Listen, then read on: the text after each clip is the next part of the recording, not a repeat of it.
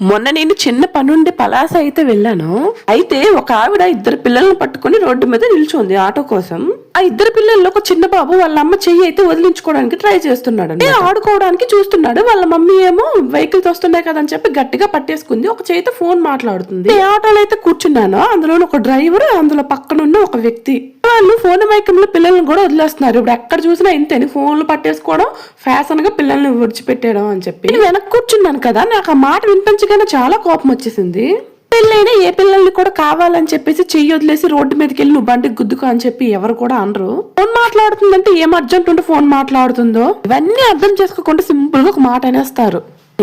ఏమంటే వదిలేసింది పిల్లల్ని పట్టించుకోకుండా. మరి మీరు పట్టించుకోకుండా ఎంత పెద్దోళ్ళు అయ్యారో ఏంటో మరి నాకు తెలియకుండా ఆ మాట అనడమే తప్పు అనుకుంటే, అందరు ఆడవాళ్ళు కూడా ఇంతే అని అనడం ఇంకొక తప్పు.